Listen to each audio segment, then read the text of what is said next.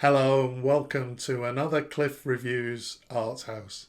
This time I'm reviewing the film The Taste of Things, directed by Tran and Hung. This is one of those films that you just need to sit back and experience.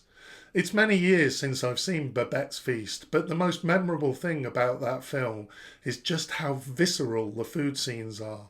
The joy of fine cooking is really felt, and it really makes you want to eat good food. The Taste of Things is very similar in this way. It's so sensual and evokes a constant stream of sensory experiences through its obsessive focus on culinary details, from the preparation of the food to the general atmosphere of the kitchen.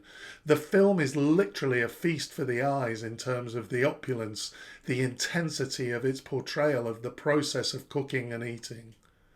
The opening scene is a very long scene with hardly any dialogue. We see the preparation of an incredible meal with the most beautiful ingredients. The attention to detail is what really makes this film so sensual, and this is both visually and through sound. Visually, the cinematography is incredible. It's a real artwork. I love the 360-degree pans in the kitchen. The light and the colours are so vivid and beautiful. However, what really makes the film so tactile for me is the sound design. The mundane sounds of chopping leaves, straining liquids, clicking utensils, frying, all of this is somehow elevated well above background sounds. This is permitted by the fact that at times the film is very quiet with minimal dialogue. This just works so well. I love it when a great soundscape in a film creates a situation where I become sensitized to the smallest incidental sounds. This happened for me in The Taste of Things. For me, the aesthetic experience of the film and the eating and cooking experience is the most important aspect of this work. There is a secondary element of the love affair between Dodan and Eugenie. However, this does feel somewhat secondary. It's like the film is first and foremost a meditation on the colours, tastes, textures and sounds of food. So when it introduces some narrative in terms of the relationship, it does risk clashing with this. But I think it does avoid this. It feels like the love affair complements the cooking, but stays secondary to the art. I think this is the point of the film. When she asks at the end, "Do you see me as your partner or your cook?" he answers, "Cook." And this makes complete sense. They're both artists at the cutting edge of their craft. It's almost spiritual, and the feelings they experience in their shared cooking experience are bigger than anything else. It may sound as if his answer to the question and labelling her as his cook somehow minimises the relationship they've had, but it is the basis of it. And it's believable that they've experienced a kind of communion around their shared passion for food. The cooking is the only place where they can achieve perfection. Dodan craves more in their lives, but I think you have the impression that Eugenie knows the relationship can't work in a conventional way. In this light, it's interesting how Dodan struggles when the doctor says that medicine isn't an exact science. In the cooking, everything is perfectly controlled. It is an exact science. And so real life becomes a struggle in terms of the messiness and the lack of perfection.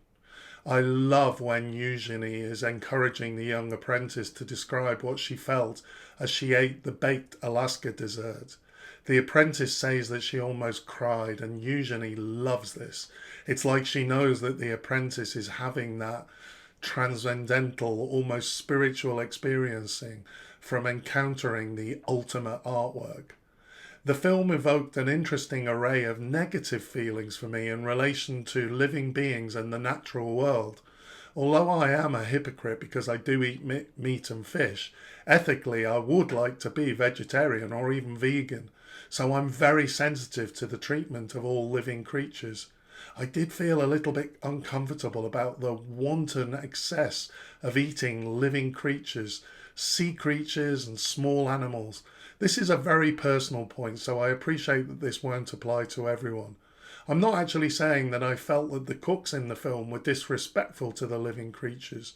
When we see Eugenie amongst plants, we have the impression that she has a real love and respect for nature and an appreciation that the earth produces such beautiful ingredients. But as a personal thing, this attitude of excess, of overindulgence, there's an arrogance to it that doesn't sit right with me. The other issue that came up for me in this film is the overindulgence, the privilege. This is a really bourgeois lifestyle. There's no sense of how Dodan makes his money. He seems to spend his time cooking for his friends, and it doesn't appear that anyone is paying him. Again, this is a personal thing. It's like I had to stop watching The Crown on Netflix after a number of episodes because I just couldn't stand the privilege represented and the lack of any real meaningful self-reflection.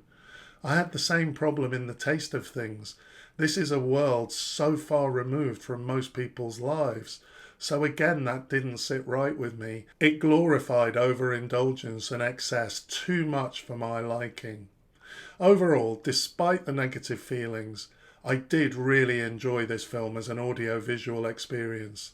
If you're not hungry when you go in, you will be when you come out. The acting is great and Juliette Binoche is excellent as always. I would recommend this film. Thanks for watching and I'll see you next time.